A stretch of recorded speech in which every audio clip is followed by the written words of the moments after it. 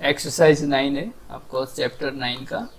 आपको जो क्वेश्चन करने हैं वो 31, 32, 34 एंड 35, बस 4 क्वेश्चन आपको Gallian at the edition 31, 32, 34 and 35। 31 तो ऑलरेडी कर चुके हैं। देखो 31 देखो, R star denote the group of all non-zero real numbers under multiplication and R plus denote the group of positive real number under multiplication. Prove that R star is the internal direct product of R plus and subgroup 1, -1. Of course this is the group under multiplication. तो हमने ये already कर चुके हैं example of IDP में, आप देख सकते हो वहाँ पे। So सेकेंड है 31, 32 ना, 32 देखना है हमें। Prove that D4 cannot be expressed as an internal direct product of two proper subgroups.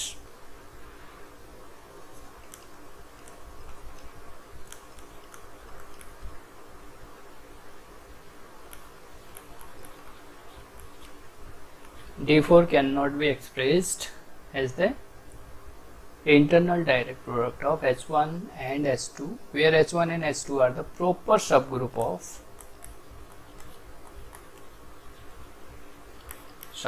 of D4। बड़ा सिंपल है। H1, H2 अगर D4 के प्रॉपर सबग्रुप हैं तो इनके जो ऑर्डर होंगे वो क्या होंगे, ऑर्डर ऑफ HI जो होगा या ट्रिवियल होगा या 2 होगा या 4 होगा, है ना, क्योंकि लैग्रांज कहता है भाई ऑर्डर ऑफ सब group divide order of group, और 8 नहीं हो सकता क्योंकि वो इम्प्रॉपर हो जाता है। जब इसका प्रोडक्ट करोगे तो इन प्रोडक्ट का ऑर्डर कितना आना चाहिए, 8 आना चाहिए। तो वो 2 इंटू 4 से आएगा या 2 इंटू 2 इंटू 2 से आएगा, बस यही पॉसिबिलिटी है। क्लियर। H1, H2 जो है आपके प्रॉपर सब ग्रुप से, और इनका पॉसिबल जो ऑर्डर है,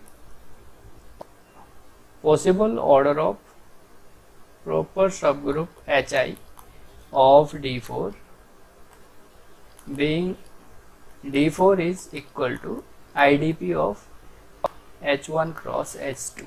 अगर 2 ही बोला है तो ओनली 2 ही लेना है हमें, H1 cross H2 he low.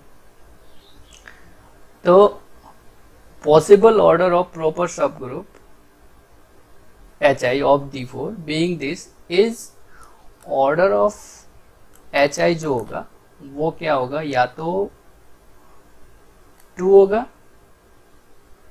2 and 4 होगा। अगर 2 ही लेने एग्जैक्टली 2 and 4 होगा। अब ध्यान से देखो, अगर order of H1 suppose order of H1 जो है मेरा 2 है एंड ऑर्डर ऑफ H2 मेरा सपोज 4 है। अब यही केस में बन सकता है, ओनली 2 प्रॉपर सब ग्रुप बोला है, तो यही दोनों केस है कि हमारा ये जो H1 क्रॉस H2 का जो ऑर्डर है 8 आ सकता है।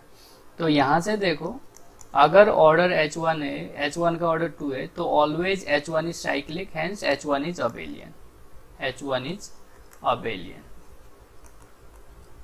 And of course we know here classification of group of order 4 हमने ऑलरेडी कर चुके हैं, उसमें दोनों केस में वो अबेलियन भी बनता है। सो H2 भी यहाँ पे अबेलियन है। इंटरनल डायरेक्ट प्रोडक्ट जो होता है वो isomorphic to external direct product होता है ना। D4 जो होता है external direct product of H1 cross H2 होता है। तो हमें पता है second property of the external direct product कि अगर H1, H2 अबेलियन होंगे तभी ये मेरा D4 अबेलियन होगा, है ना। But we know D4 is not abelian, but यहाँ पे क्या है, H1, H2 दोनों अबेलियन आ रहे हैं। So D4 can not be equal to H1 cross H2, कभी नहीं हो सकता। ठीक है, रीजन यही है, because H1 cross H2 is abelian if and only if this D4 is abelian। but H1 and H2 abelian, but D4 we know D4 is non-abelian group, so D4 cannot be equal to H1 cross H2.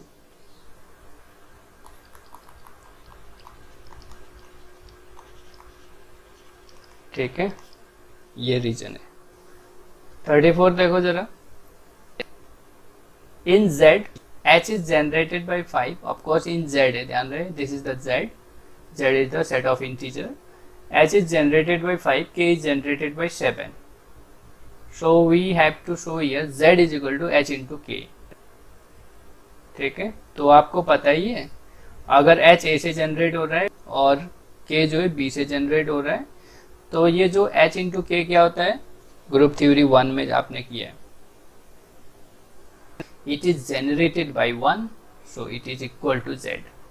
H into K भी 1 से generate हो रहा है, H भी Z भी 1 से generate हो रहा है, तो एक दोनों में इक्वल है ये। क्या Z जो है इंटरनल डायरेक्ट प्रोडक्ट है H एंड K का? H में कैसे एलिमेंट होंगे, 5 एंड मल्टीपल ऑफ 5 के। K में कैसे एलिमेंट है, 7 एंड मल्टीपल ऑफ 7 में। H एंड K दोनों नॉर्मल है Z के, बिकॉज Z इज अबेलियन। ठीक है, दोनों नॉर्मल सब ग्रुप है, और H इंटू K करने पे वो Z भी आ रहा है। तो third property, H intersection K में क्या ओनली 0 एलिमेंट होगा, आइडेंटिटी एलिमेंट होगा, या कुछ और भी हो सकते हैं? इंटरसेक्शन में कौन से एलिमेंट होंगे, ओनली आइडेंटिटी होगा या और भी होंगे? इसमें कैसे होंगे, 0 plus minus 5 plus minus 10 and so on, है ना। और इसमें कैसे होंगे, 0 plus minus 7 plus minus 14 and so on. तो मेरा क्वेश्चन ये था, क्या इसमें केवल 0 ही होगा? देखो इसमें 35 भी आएगा क्योंकि 5 के मल्टीपल में है, और इसमें भी 35 आएगा क्योंकि वो 7 के मल्टीपल में है, तो इसमें 35 भी आ गया। ठीक है, 70 भी आएगा क्योंकि ये 5 के मल्टीपल में है और ये 7 के मल्टीपल में है, एंड सो ऑन। बहुत एलिमेंट आएंगे जो कि इंटरसेक्शन में होंगे, which is not equal to this.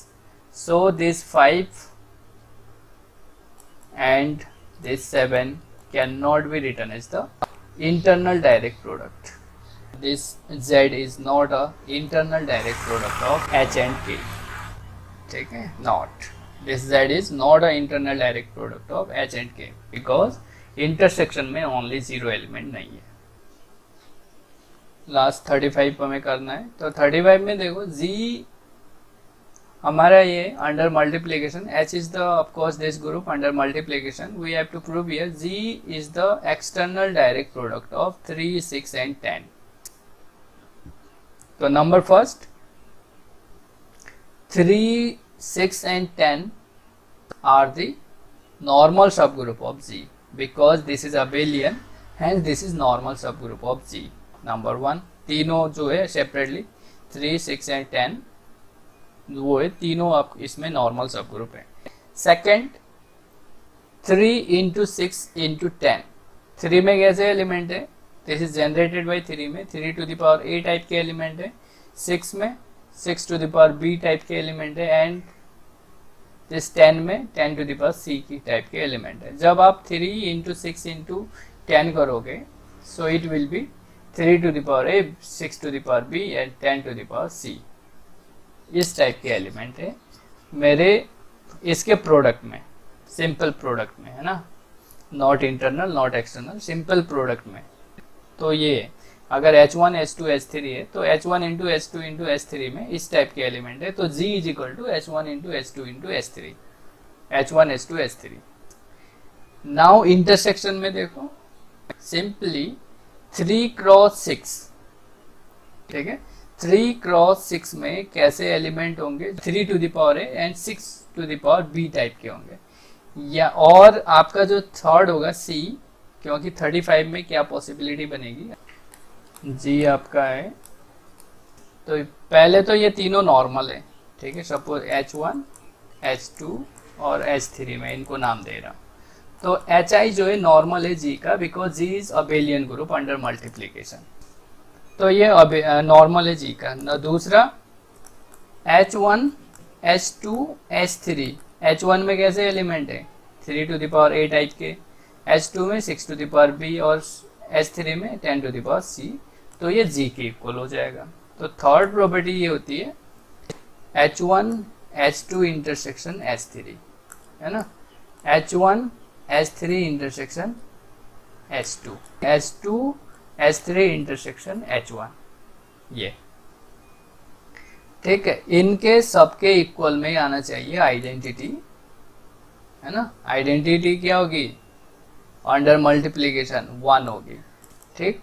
So of course H I intersection H J, इसके साथ साथ H I intersection H J करने पे फॉर डिस्टिंक्ट आई जे ये आइडेंटिटी ही आनी चाहिए। अब देखो जरा इसको अगर आप करो तो यहाँ पे आपको दिख रहा है अगर H1 H2 आप ले रहे हो, ये आपका प्रोडक्ट ऑफ 3 और 2 है, बट ये प्रोडक्ट ऑफ 5 है, product of course power of 5 not product. यहाँ पे अब मल्टीप्लीकेशन है ना, मल्टीप्लीकेशन हो रहा है, नॉट एडिशन नहीं हो रहा है। अब प्रोडक्ट ऑफ मल्टीप्लीकेशन ऑफ 5, ठीक है, यानी 10 to the power something type का एलिमेंट आएगा, यानी ये ऑलवेज 5 के प्रोडक्ट के फॉर्म में होगा, बट ये दोनों जो है 5 के प्रोडक्ट के फॉर्म में कभी नहीं आएंगे, क्योंकि हम इसकी पावर करेंगे, ऐड नहीं करेंगे, इनको पावर करेंगे। सो देयरफॉर इसमें 1 आ गया, सिमिलरली इसमें भी 1 आ जाएगा और सभी में 1 आ जाएगा, ठीक है। And of course in separately अगर लेंगे प्रोडक्ट के फॉर्म में, ये ऑलवेज किसके 6 के मल्टीपल में होगा, ये ऑलवेज 3 के मल्टीपल में होगा, ये कभी भी 6 के मल्टीपल में नहीं हो सकता। सिमिलरली ये कभी भी 5 के मल्टीपल में नहीं हो सकता, और ये 3 जो है ऑलवेज 6 के मल्टीपल में होगा। ये 3 अगर मल्टीपल में होगा, ये ओनली 3 के मल्टीपल में नहीं होगा, क्योंकि 2 भी इसके साथ आएगा, और इसमें ये ऑलवेज 5 के मल्टीपल में होगा, ऑफ कोर्स 2 के भी मल्टीपल में होगा। तो ये तीनों अलग अलग है, तो इसमें कॉमन एलिमेंट नहीं आएंगे, तो कॉमन एलिमेंट आएगा तो ओनली 1 आएगा। सो तीनों प्रॉपर्टी होल्ड होगी, therefore G can be written as the internal direct product of H1 H2 and H3। Second में H अगर आपका ये 3 to the power A 6 to the power B 12 to the power C, ठीक। तो अब आप ये तीनों नॉर्मल है, डन, मल्टीप्लीकेशन पूरा H आ जाएगा, डन। लेकिन जब इंटरसेक्शन आप करोगे उसमें देखो, अब देखो तो जब इंटरसेक्शन आप करोगे कोई ऐसा तो होगा जिसमें एक से ज्यादा एलिमेंट आ रहे हो, आइडेंटिटी से ज्यादा एलिमेंट आ रहे हो। H है और H में कैसे 3A 6B and 12C, A B C जो है आपका Z से है ना, अंडर मल्टीप्लीकेशन है आपको ये। तो H1 H2 H3 अगर आपने लिया H1 cross H2 cross H3 is equal to ये 3 6 एंड दिस इज 12 है। This H is not a